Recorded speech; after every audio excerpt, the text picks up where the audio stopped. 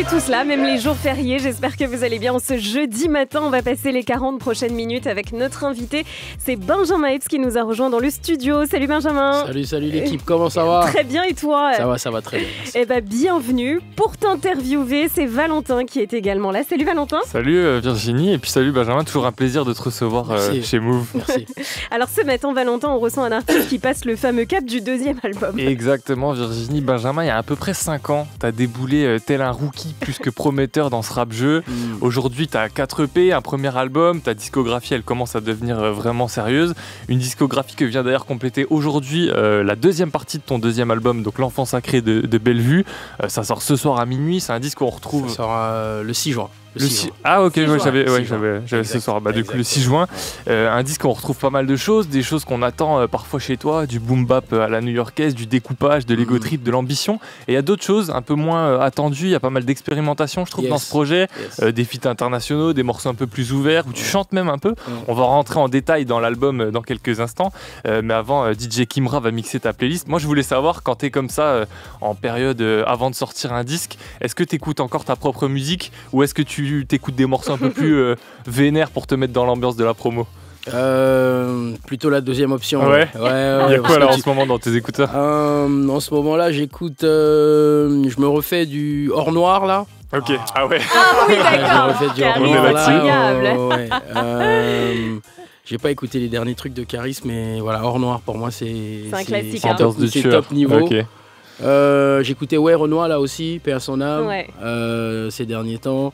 Donc ouais, je suis dans du truc bien vénère là. Pour se motiver. Ouais, j'écoutais aussi le dernier album de Nas là, comment on appelle ça, Kelly Tree, que j'avais particulièrement kiffé. Ouais. Deuxième partie donc de ton album L'Enfant Sacré de Bellevue, donc qui sortira le 6 juin. Ouais. T'as sorti un premier extrait avec un clip, c'est celui du morceau Anti. On va s'écouter un petit extrait. Ravale ta vomissure, tu parles à un dignitaire. Anti-colon, anti-imp, anti-militaire. Jamais suivi les ordres, ces chiens intimaires. Je méprise tes opinions et ta logorée victimaire. Je ne vous souhaite que l'enfer, les flammes et le diable. Ne m'appelle pas mon frère, nous ne sommes en rien semblables. L'humain est lunatique, est vil, il est sombre. Le bruit des bombes, y a des nourrissons sous les décombres. La défaite et l'outrance. Je disais à l'instant que dans le projet il y a des morceaux plus ouverts, mais pour revenir, il fallait envoyer des bars. La tentation était trop forte. Il fallait kicker, exactement. On est tous témoins de la période dans laquelle on vit. Il fallait envoyer un message pour le coup, tu vois. Et quoi de mieux que d'ouvrir l'album avec Anti, quoi. Bah ouais, c'est ça que je voulais te demander. C'était quoi les ambiances pendant que t'écrivais ce morceau? Parce qu'on sent que t'étais bien branché à l'actu. Ouais, bien imprégné de tout ça, ouais. Plutôt vénère, quoi. Ouais, non, pas forcément vénère, mais c'était ma façon à moi de dire... ouvrons les yeux parce qu'il y a un truc qui se passe, tu vois. J'ai un peu le sentiment qu'il y en a qui ont du mal à ouvrir les yeux, tu vois. Et ça, c'était mon message, en tout cas envers tous les gens qui m'écoutent, envers ma communauté, tu vois. Et j'espère qu'ils ont reçu le message et j'espère que ça fera écho. Bah là, dans l'extrait qu'on vient de passer, il y a une phase qui est assez forte, je trouve. C'est l'humain est lunatique et vil, il est sombre. Le bruit des bombes, il y a des nourrissons sous les décombres. T'as des images de guerre, des images de destruction à Gaza notamment. À quel point toutes ces horreurs et ces conflits, ils t'atteignent et ils t'obligent en fait à en parler dans ta musique notamment? On est au contact de ça, tu vois. Moi, typiquement, ce matin, j'ouvrais mon portable au réveil et je voyais des trucs encore. Donc, on a ça qui nous vient comme ça, toutes ces images. Et on n'a pas l'impression on s'en rend peut-être pas compte, mais c'est extrêmement violent au quotidien. On a ça, tu vois, il y a genre 20 ans, c'était aux infos, c'était à 20h, c'était à une période spécifique, tu vois. Là, maintenant, chaque fois que tu sors ton portable, si tu vas sur X, t'as ces images-là que tu prends en pleine figure comme ça, c'est violent. Et tu vois, quand t'es un rappeur, je pense que tu rappes aussi ce que tu vis, ce qui t'entoure, ton environnement, et ce qu'on se mange beaucoup en ce moment, c'est ça. Donc c'était juste ma façon de rendre un peu l'appareil, quoi. Et d'ailleurs, au tout début du morceau, enfin quasiment, tu dis anti-colon, anti-impérialiste, anti-militaire. Et c'est marrant parce que j'ai l'impression que ça pourrait presque être un truc assez communément accepté, mais finalement, ça peut presque être impopulaire aujourd'hui. À quel point, tu vois, t'as l'impression de dire quelque chose qui est presque impopulaire finalement. Totalement, mais pas tant que ça finalement, parce que tu vois, il y a des jeunes qui se mobilisent quand même contre la guerre et tout ça. En soi, je suis pas suis pas anti-militaire, je suis plutôt anti-militariste, tu vois, le tout armé, tout, tu vois. Moi, c'est un peu ça qui me dérange, mais tu vois, je suppose qu'il y a des gens qui sont dans l'armée et qui font bien leur boulot et qui, tu vois, qui ont le sentiment de défendre c'est plus anti-armement. Voilà, exactement. Tu vois, le fait de. Ça rimait pas, donc on l'a pas mis. Mais... Exactement. Mais mettre tous les sous dans l'armée, comme ça, tu vois, et pendant qu'il y a des hôpitaux, il y a des gens qui crèvent. Ouais. Moi, je trouve qu'on est en décalage, mais après, encore une fois, c'est une opinion et ça n'engage que moi. Le sens des priorités. Malgré tout ce que tu peux dire dans ce premier single, tu dis aussi, je sais que c'est hypocrite de penser que 3 minutes et quelques phases bien écrites vont changer les choses. Ouais. Malgré tout, c'est quoi, à ton avis, le rôle de la culture dans l'époque dans laquelle on vit? Comment, toi, tu as envie de la faire avancer et quel message un peu tu as envie de porter? Comment tu veux servir ta cause? Je trouve qu'on demande aux rappeurs de faire quelque chose qui du coup n'est pas de leur ressort, quoi, tu vois.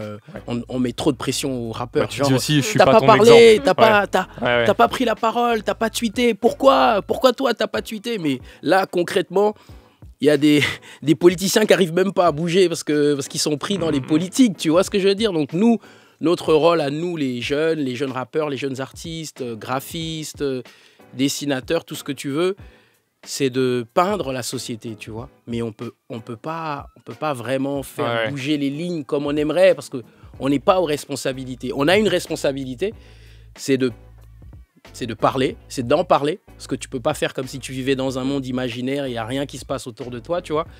Donc on en parle, mais en vrai, qu'est-ce qu'on peut faire à part en parler, tu vois. C'est pour ça que je dis que c'est hypocrite. Moi, je fais mon texte et tout, j'en parle, j'hausse un peu le ton, mais... Toi, dans ce que tu écoutes, par exemple, est-ce que c'est quelque chose que tu recherches? Est-ce que t'apprécies quand tu as des rappeurs, des artistes qui prennent la parole sur des sujets où tu te dis putain, c'est bien qu'ils m'informent là-dessus ou même qu'ils en parlent? Est-ce que c'est quelque chose que tu recherches ou pas forcément? Non, pas forcément, parce que je suis quand même vraiment au fait de ce qui se passe, tu vois. Après, je vois pas tout. Mais quand j'écoute la musique, j'aime bien que ça me divertisse, tu vois. Donc, j'écoute pas beaucoup les gars qui font la même musique que moi. Okay. Tu vois le paradoxe. Tout à l'heure, Caris Hors Noir. Voilà, c'est ça. J'écoute pas beaucoup les mecs qui font la même musique que moi, tu vois. J'écoute beaucoup des sons comme ça, typiquement Caris, Booba. Je te disais Renoir. Là, j'écoutais AMK, je sais pas si tu connais. Ouais. JRK 19, tout ça, tu vois, toute la génération, tous les mecs qui sont dans un truc un peu plus déluré, un peu plus festif, tu vois, moi je kiffe. Et après, parce que tu dis le truc de divertissement, mais des fois je trouve que tu retrouves aussi quand même ce truc de divertissement malgré le message, comme tu vois ce que je veux dire? Il faut, il faut, parce que tu vois, dans une journée tu passes par toutes les émotions, toutes les étapes, et même dans le processus créatif c'est la même chose. Des fois tu te lèves le matin, tu as une bonne nouvelle, tu es content et tu n'as pas forcément envie d'écrire des trucs tristes, tu vois. C'est vraiment les émotions que tu traverses qui te dictent ce que tu vas écrire sur ta feuille. Notre invité Benjamin Epps est avec nous. On parle de ton deuxième album qui arrive le 6 juin prochain. Il y a pas mal de collaborations sur ce projet, notamment ce morceau en featuring avec Loose and the Yakuza. Ça s'appelle Sauveur. Écoutez. Allons-y chercher tout le mongo. Allons-y chercher tout le allons-y chercher tout le mongo. Allons-y chercher tout le blé. Ce morceau, il est intéressant parce que c'est vraiment un registre dans lequel on ne s'attend pas forcément à t'entendre. Est-ce que cette collab avec Loose, par exemple, entre autres, elle t'a permis de sortir un peu de ta zone de confort et d'aller explorer d'autres sonorités? Ouais, totalement. Tu sais, pour ceux qui n'ont pas un peu la biographie, moi je suis né à Libreville au Gabon, tu vois, et j'ai grandi avec quartier Bellevue, exact, merci pour la précision. Et j'ai grandi avec la rumba, avec le zouk, tu vois, Kassav, Franco, tu vois, toutes les sonorités un peu afro-caribéennes là.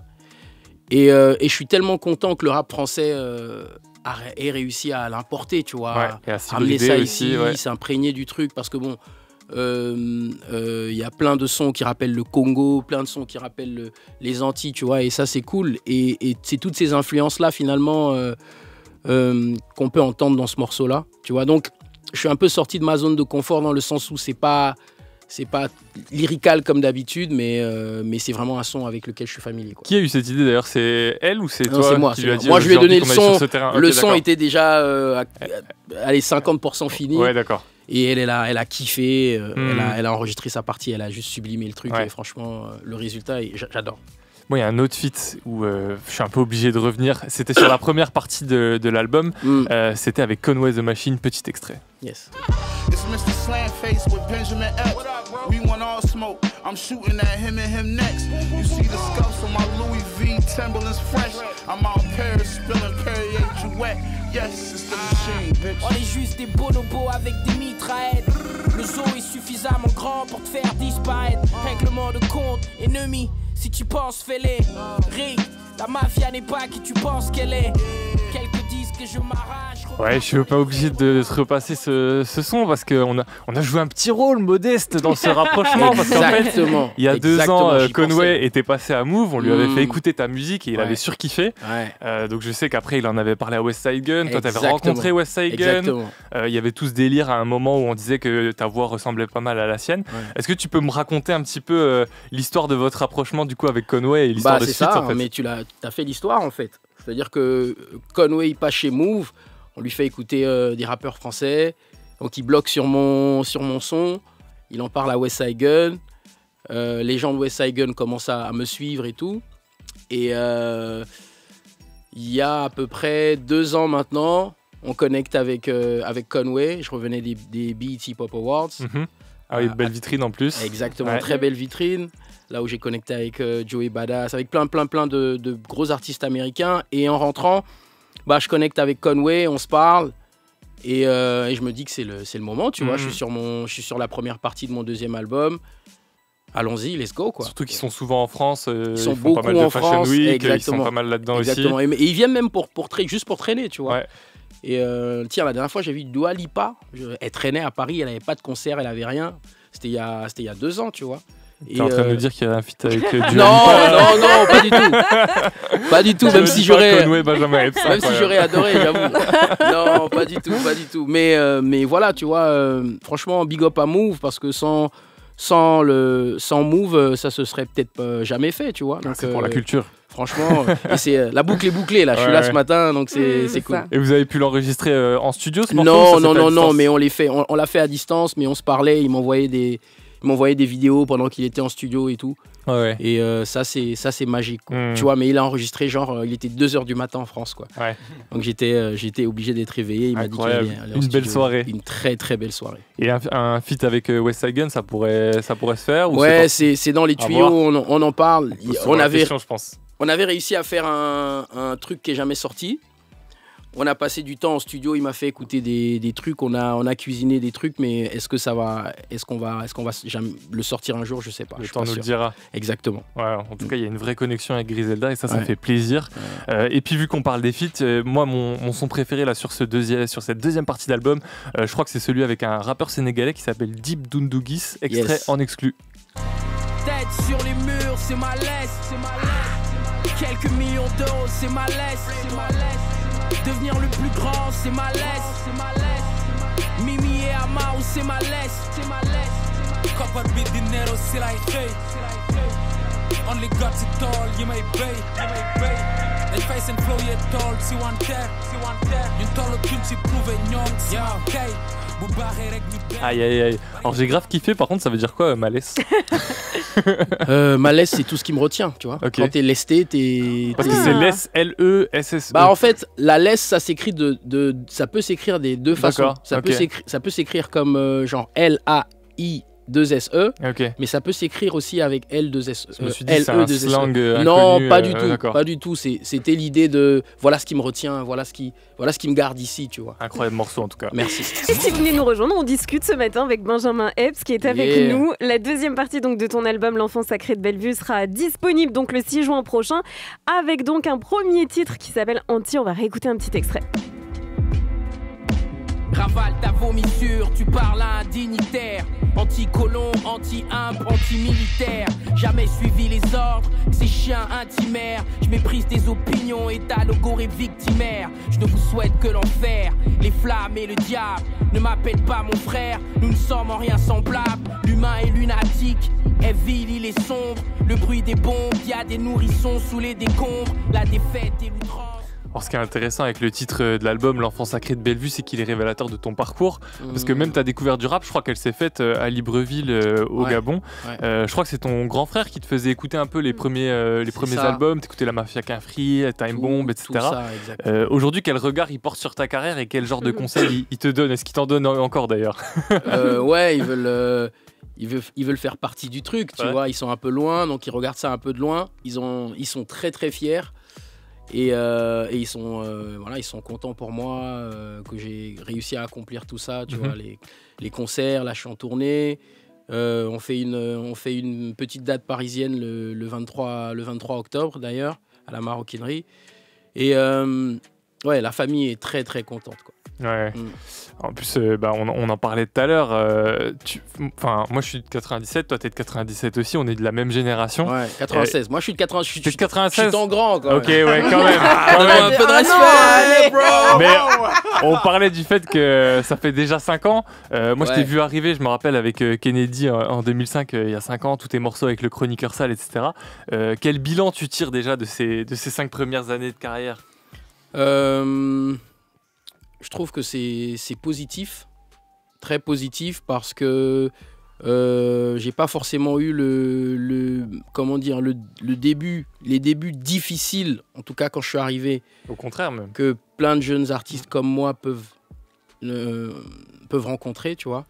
Je suis arrivé et tout de suite j'ai sorti mon premier EP et il y a tout de suite eu un écho, un vrai écho, tu vois. Et donc ça a été 5 ans de bonheur, c'est ma 4e tournée en 5 ans, tu vois, c'est peut-être mon 6e ou 7e projet. J'ai enchaîné, j'ai eu un petit garçon entre-temps, tu vois, c'était 5 ans de pur bonheur et j'espère que ça continue. Tu les as pas vus passer? Non, pas du tout. Ça a été quoi le plus gros moment de doute dans ces 5 ans? Est-ce qu'il y en a eu un même? Ouais, ça a été la réception de mon premier album. J'ai eu le sentiment la grande désillusion, tu vois. D'ailleurs le titre c'était vraiment la grande désillusion pour moi. Ça avait l'air d'être révélateur de ce que tu traverses à ce moment-là. Ouais. Et je savais, tu vois, c'est pour ça que je l'ai appelé la grande désillusion, parce que pour moi il y avait un truc de essayez pas de m'enfermer dans un rap, quoi. Laissez-moi, je suis jeune, genre typiquement je passe par toutes les émotions, laissez-moi faire mon truc. Et je trouve que l'album n'a pas été bien reçu parce que les gens avaient une certaine attente. Tu vois, ils voulaient écouter de l'ego trip, de trucs, donc... c'était beaucoup plus ouvert aussi. Ouais, c'était beaucoup plus ouvert, beaucoup plus thématique aussi, tu vois. Donc, c'était vraiment l'une de mes déceptions durant ces 5 années. Mais globalement, quand je regarde le truc avec une plus grande perspective, je suis un mec chanceux, tu vois. Ce matin, je suis chez Move, je vais sortir un album dans une semaine, j'arrive à faire de la promo, les gens viennent me voir en concert.